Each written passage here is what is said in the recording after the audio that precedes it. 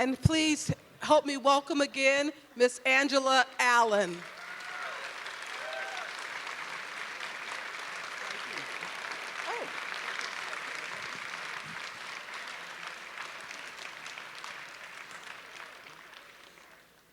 And we have a tradition where we give a golden thumb. And we'd like to present one to you.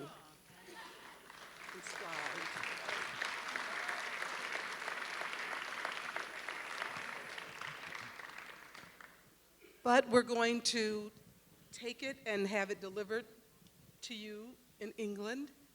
And we are going to invite on stage Michael Phillips along with Nate Cohen for the Q&A.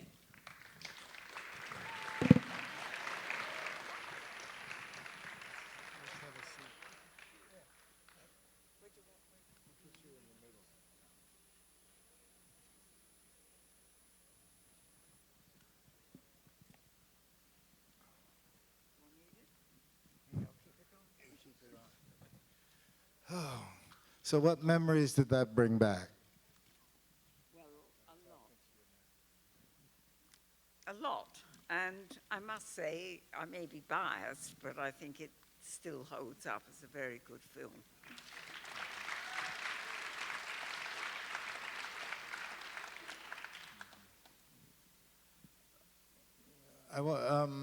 What did you exactly do on this film?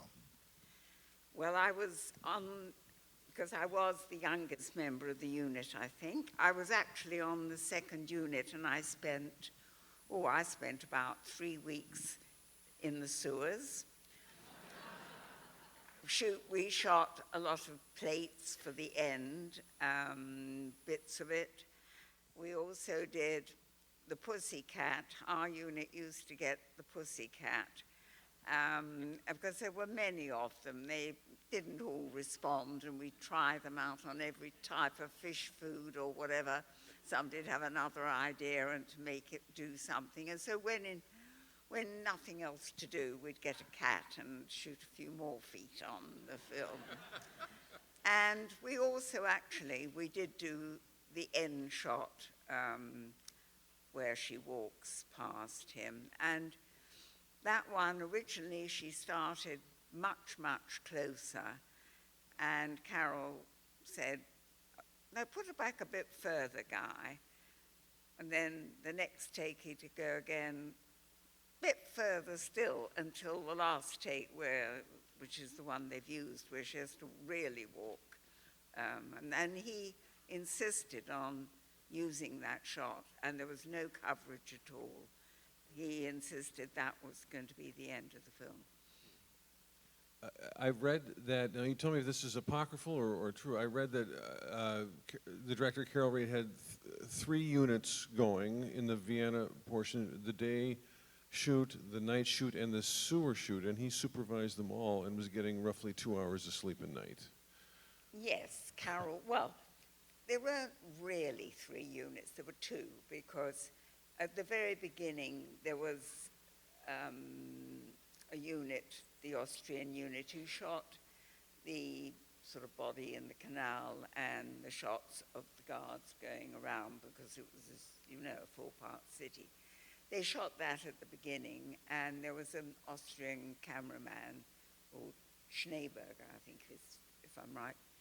So he did little bits, but if ever there was an actor in the shot, then Carol came over, yes. And our unit really did the sewer bits. We had them around there. We also shot all the plates for the Prater wheel scene, because the scene was shot in the studio. You couldn't have shot it on location. The cameras were much bigger. It was quite a small pod. I spent another week, I think, going round and round in the wheel, shooting the plates and the point of view shots. So how much of the studio work was done in London or in Vienna? No, the studio work was all done in London. And is this true that Orson Welles was a bit late arriving on set, and there was a fair amount of shooting around him? Guy Hamilton, who you mentioned earlier, the assistant director, doubled in some shots, I believe. And I've read, maybe you can, I think you can tell me better than what I've read on the internet, that's actually Carol Reed's fingers sticking through the grate in that shot because Welles was not there that day? Oh, no, definitely Carol's fingers, yes. And it's also actually Carol's voice on the beginning. In the opening narration, yes, right. I think Selznick wanted it with Joe Cotton. He did it, but then it was redone. Well, Carol had done it originally. Wasn't Cotton's voice used in the American release of the film? Yes, on the first time, and then subsequently it's gone back to Carol's version. How did all that, the location work and the studio work back in London, and just sort of the general difficult challenges of shooting in post-war Vienna, I wonder how that informed your experience as the continuity ace? Well, it was, you know, you can see the city. It was just a bombed-out city. Nothing was put there. It's how it was. The rubble was up to the second story on the main high street. And you can see one thing of the Sacher Hotel, and that's the real one. But that was the British military hotel. The Bristol was the American. The Imperial was the German hotel. And in fact, we all had to stay in the one and only hotel, the Astoria. That was the only hotel for civilians. May I read one brief thing that Luc Sante, the critic Luc Sante wrote that I like, and I just wonder, I'd like to use this to ask you why you think this film has endured as well and as long as it has. Luc Sante wrote, he says, the film presents a non-stop visual experience that is easy to miss. It presents such a non-stop visual experience that it is easy to miss what a small, seat-of-the-pants picture it essentially is. Consider that Anton Karas, without whose score the movie would be substantially different, was found on location playing in a restaurant. That sort of chance discovery in the course of production of a fundamental element of a film would have been difficult, if not unthinkable, in Hollywood even then. The Third Man is a brilliant succession of dice throws, a borderline counterintuitive combination of disparate elements that somehow comes together as if they had been destined to do so. It's a singular object. There has never been another movie quite like it. Why has this movie, which has just got a one-of-a-kind atmosphere, why do you think it endures, and you know, critics from Luc Sante to Roger Ebert revere it? I don't know, really. I don't think any of us know who were on it, or, you know, I'm one of the few, well, there are only two of us left, but I do think the story is based on truth. That certainly did happen, and I think how it got written, Alexander Korda wanted to use up some money that he had, I think, in that part of the world, and Carol Reed and Graham Greene got on very well from their previous experience. And I think Korda, you know, asked Greene to write a story, and he went there, and he obviously heard this and wrote a short story, and that's how it first came out. Yeah, Greene wrote novels, of course, but he wrote entertainments as well, and this was one of his entertainments. And the actual novel, The Third Man, was not written until after the movie was made. But let's talk a little bit about the zither music, which just I don't know how many of you were at the panel this morning with Guillermo del Toro, where he was talking about music being narration. In other words, you have to use music judiciously and sparingly because it tells people how to feel. It tells people what's going on in the story. And certainly the music in this film led you to places that Carol Reed wanted you to go. Oh, very definitely. He was just playing in one of the cafes. There's an area called Grinsing where there are a lot of bars.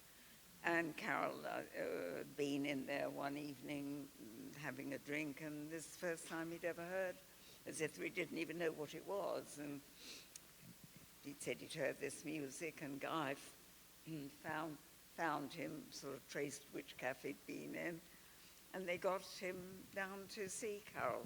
He didn't speak a word of English, but they recorded a lot of music, and Carol said that's what he wanted. Well, they didn't want that when we came back to London. They were always telling me he had to have a proper score, but he battled on, and he brought Caris to London, and he put him up. And Carol didn't speak a word of German, but they managed to communicate. There was, I just want to tell a quick story. I lived in London for a while, and there I met a number of people, all of whom had a different story as to who actually took Carol Reed to that cafe to hear the zither music. And I once had a meeting in Paris with an elusive producer, banker, a Romanian gentleman named, I remember, Louis Dallevay, who had a house very near the Russian embassy in Paris. And he was an older man. I met him in the mid-'70s. And he had me to his house for lunch, and he sat me down, and he always sat in front of a window with the sun behind him so you could never see his face, and told me the story of how he took Carol Reed to the cafe to hear the zither music because he knew it was perfect for his film. He was later exposed as the fourth man in the Andrew Blunt spy scandal. He had been a Russian spy since World War II, when he was stationed in London, and he was married to the actress Beatrice Straight. And I believed every word he said because he was Romanian. Just like the Romanian character in this film. He looked exactly like him. That's why the Third Man theme spent 11 weeks as #1 on the hit parade in the U.S. It did. And it was the critic Manny Farber who said the exhilarating, no one had heard a score like this. Nobody had heard a score like this. It says, exhilarating zither with sounds like a trio and hits one's consciousness like a cloudburst of sewing needles. But it's, before we get to the questions, I would really just like to know if you ever felt isolated or on your own in your position on that shoot. And the youngest, probably not many other women employed by this crew. And you were also uncredited. You didn't get your name in the credits. Not on this one, because I wasn't on the first unit. And I've always been honest. I mean, I could tell you that I was, but I wasn't. And, you know, it was really the start of my career. I had been trained and I'd worked on other films, but I learnt more from Carol Reed than I had from 2 or 3 previous ones. And Guy Hamilton, who was his assistant, well, he was really his protege, and he, of course, helped him to become a director. And I'm still friendly with Guy today. It's quite a few years. But Carol was a wonderful mentor, and I used to take notes because he remembered everything when he saw the rushes. And it was dark, we didn't have sort of pencil torches, and I'd get a nugget, trim that, and it was like an 8 frames, and I think, oh my God, did I think I've written the right one down? But what was fascinating was seeing it all recut sort of 2 or 3 days later, and then making more changes, and how you can make a scene work. You can cut it one way, but by trimming and changing certain close-ups, how it lends a whole different feeling to the scene and the right emphasis. And Carol was brilliant, because he certainly, you know, worked with the editor. I mean, he told the editor what to do. How old were you at the time? I think I was, on this film, I was 19, I think. But, you know, Vienna was, well, it was a bombed-out city, and there weren't really many places to go.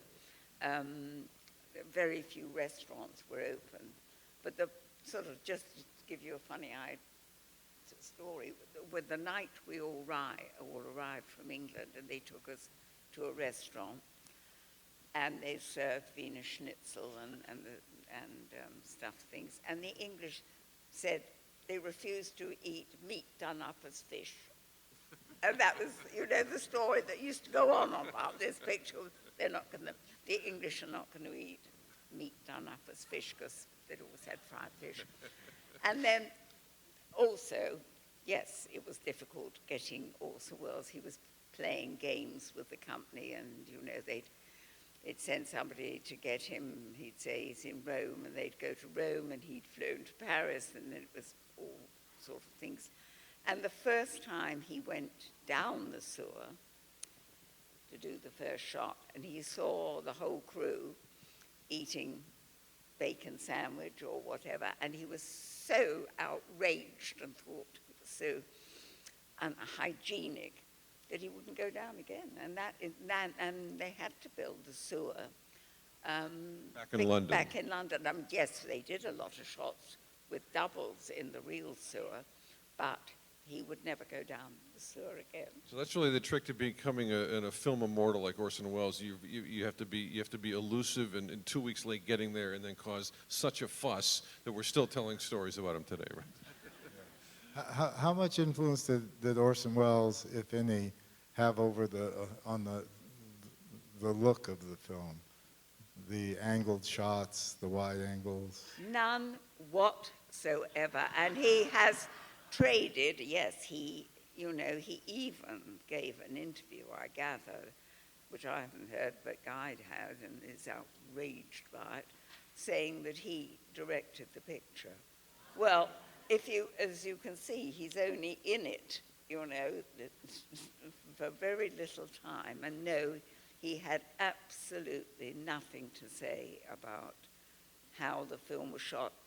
And Carol and Robert Krasker, who was a brilliant cameraman, they had done the wetted streets on Odd Man Out. And the tilting of the camera was entirely Carol's idea, and I think it started a whole trend, and then they called it Dutch, but we never used that phraseology.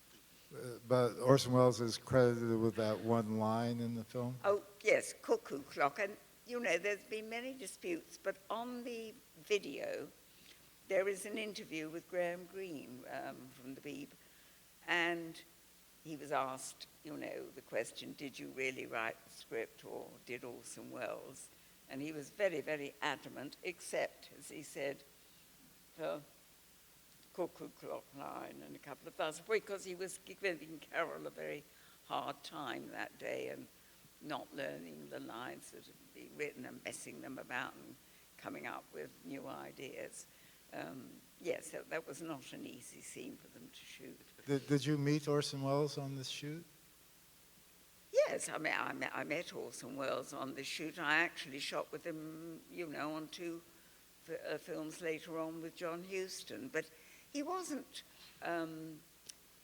he didn't mix with the crew in the same way that Joseph Cotton or Trevor Howard and knew everybody. He kept to himself. He was not a particularly friendly actor with the crew. We should go to some questions. Yeah. Questions for Ms. Allen. Microphone. We have, I think there's one down here. Yeah, here we go. Right down front. What actually drew you to this story? What drew you to this story? What, probably the paycheck might have been the chance of a job. This was what your third. I think let's ask the question. Do you know when you start working on a film whether it's going to be any good or not? Well, in these days, because I have got a considerable amount of experience when I've read a script, which I think is quite awful, I've normally been right, but, and it hasn't turned out very well. But no, in this particular case, I was very young, and I was assigned to the film. I mean, I was offered the job. I had worked for the Calder Studios, and but it wasn't the paycheck. No, the paycheck in those, I think I got on that film probably £1 a week or £2, $4, something like that. Something else that Angela does, because I think you did it for us, is she does timings on scripts. She can take a script and read it and tell you how many minutes the finished film is going to be. And for us, when she did it on Zulu Dawn, she got it exactly right. And in those days, I have to say, I mean, this film was not overlong. I mean, he didn't have to cut out scenes at all. It was just done with trimming. He had, and in those days, the directors did. They had a natural sense of timing. Worked with John Huston, and we never, ever had to lose more than, say, 10 or 15 minutes. We never shot a film where, as they do these days, you come off the floor and, you know, you're an hour over length or something. And you, every day they get the timing and you tell people, but very often the office never looks. Another question? In the balcony, a bit to your left. Did Anton Karas compose the main theme of the film? Did he compose it, did Yes. you say? Yes. Well, I think because he couldn't write music, I think it became, he was playing folk music, and I think out of it all, there was obviously, I would have thought, somebody perhaps to help in the arrangement, but I wasn't on it at the time he was doing it, but he certainly couldn't read music and write it down for them. It's Carol, out of all of it, who developed or decided, made him play various things, that the one tune that was presumably what he chose and liked. It sold 40 million copies. That has sold 40 million copies. It changed the man's life because he went on tour to America, and I have met his son because we've had reunions. There was on the 25th year, there was a reunion in Vienna. Who else? I've got a question here to your right. Given that you were exceptional and that the film was, and also keeping in mind the theme of our Ebertfest this year, I'd be interested to know whether you think a 19-year-old English girl would have the same opportunity today, and if not, why not? I think you're right. But in those days, I didn't go to college. I couldn't have afforded to at that particular time. It was a thing I had to go to work. I think more people, which is wonderful, go to college and start work somewhat later. And it is also much harder to get into the business than it was in my day. It was sort of after the war.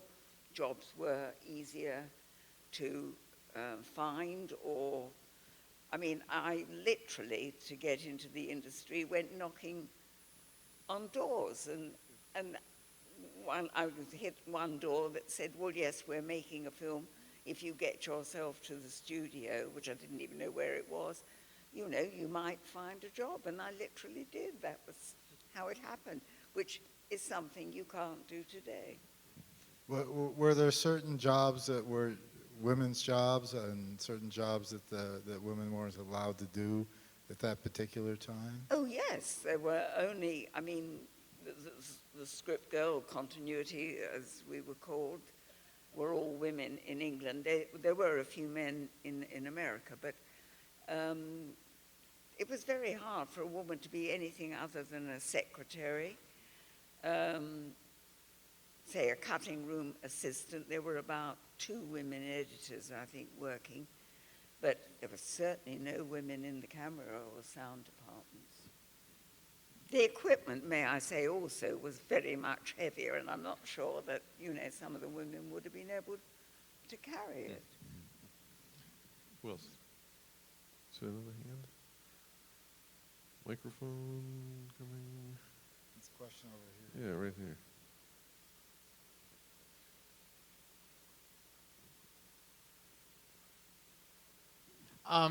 It's so hard to think of which particular other film to ask you about. If you look her up on IMDb, people, I mean, you see The Dirty Dozen she worked on, Jesus Christ Superstar, Murder on the Orient Express. I mean, the list just goes on and on. But there's another little-known film you did called The African Queen.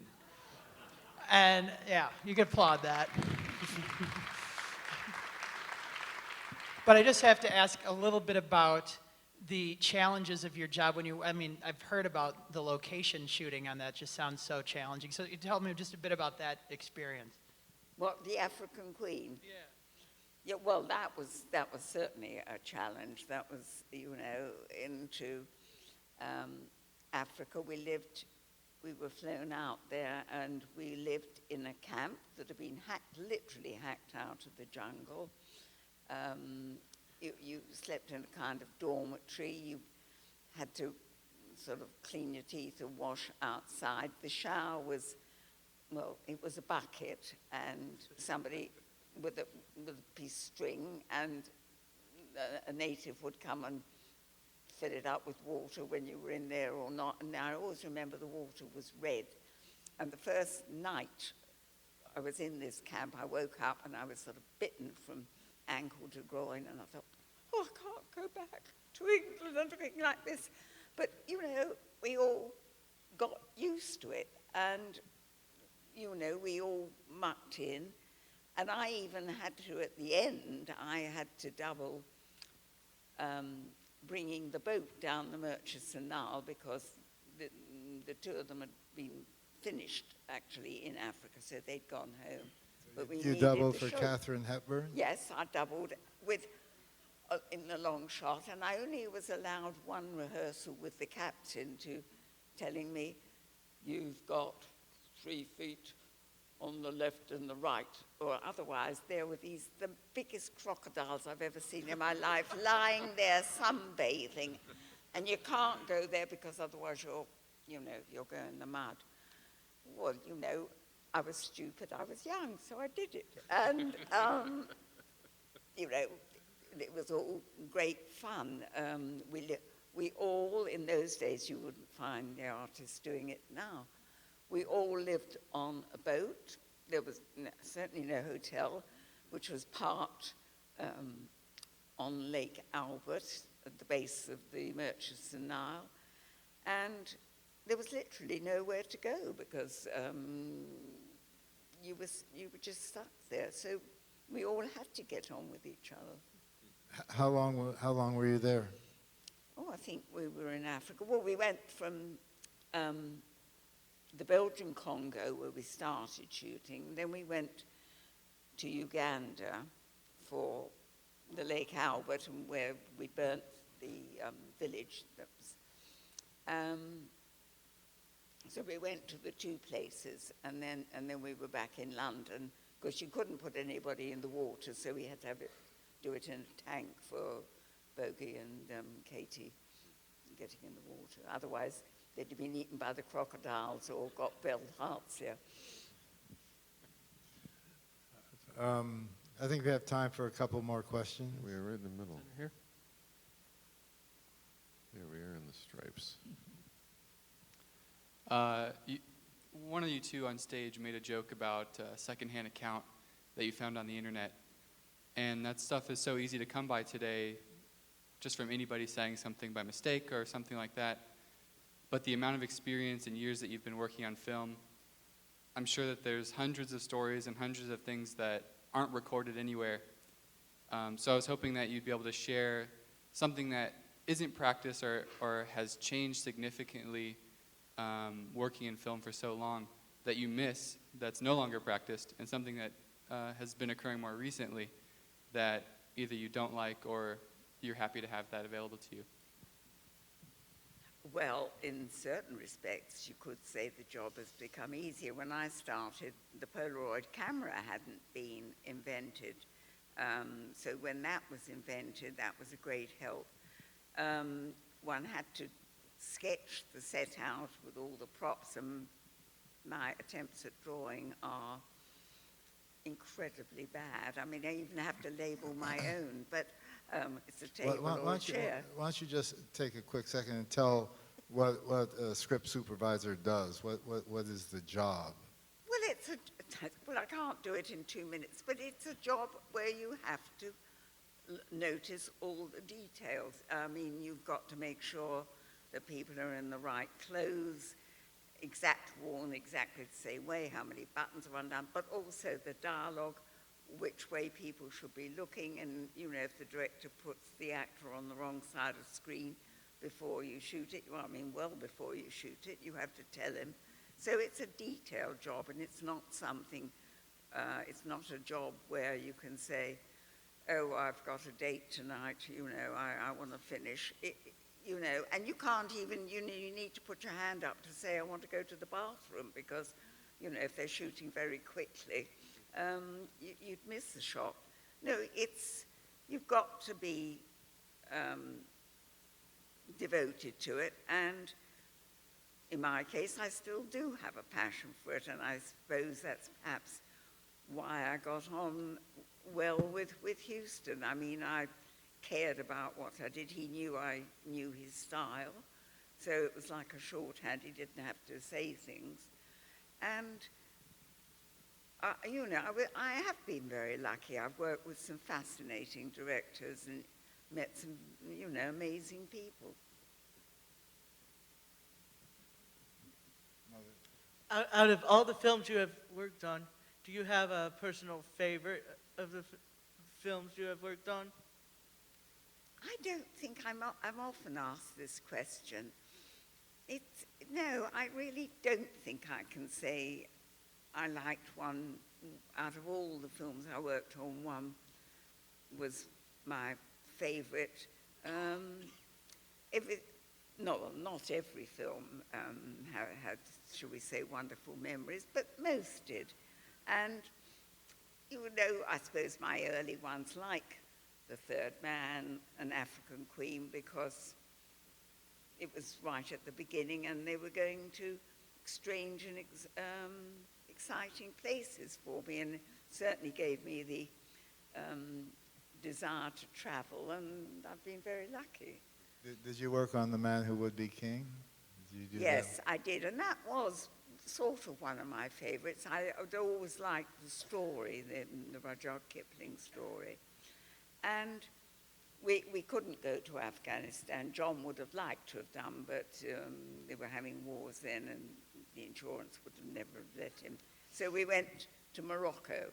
And where it was supposed to be, they said you get snow in the winter, but of course it was the year that no snow fell, so we finished up in Chamonix. And I remember quite proudly having to go, which wasn't my job, and organizing an avalanche, because we needed that in the film. And we had a production manager, but he didn't speak. My French wasn't great, but it was certainly better than any of the others. So I had to go and chat up the people, you know, and say, could we have it? Well, because they have to clear the mountain, and they did do it, yes. I love that. It just proves how expansive you can define these job titles. You know, Avalanche Wrangler. I like that. Very good. Let's take one final question. Okay. Oh, over here. Oh, great. One sec. How did you end up working together on your film? You and Nate, how did you and Nate end up working together on Zulu Dawn? Well, Nate was the producer on Zulu Dawn, and I'd worked with the director, Dougie Hickox, on 2 or 3, I think, before. In fact, one which has become a sort of classic, Theatre of Blood with Vincent Price, Killing a la Shakespeare. So we met in Africa, South Africa. And we wouldn't have given Dougie Hickox was our director. He sort of never spent much time in the sun, shall we say. He was very English, and Angela sort of helped him out quite a lot during the production of the film. Yes, I do remember a funny story. Well, we had a few problems, but one day we were going to work, and I said to somebody, well, where are the animals? Where are they? I saw them yesterday, and nobody really wanted to tell me, but I gathered we'd killed them, hadn't we, to feed, to give to the Zulus, because otherwise They would have they gone were going to home. riot. Yeah. Our poor, nobody wanted to tell me that where they'd gone to. And just one other quick thing about Dougie Hickox had white hair. He wasn't that old, but he's premature. I don't know if he's prematurely gray or he dyed his hair, but he did put something in his hair at one point early on in the production, and the African sun turned his hair purple. And so he directed the film with purple hair. Well, Angela, for your meticulous script supervisor's eye, I think we'd all like to thank you for your contribution to the film we just saw. Thank you. Thank you.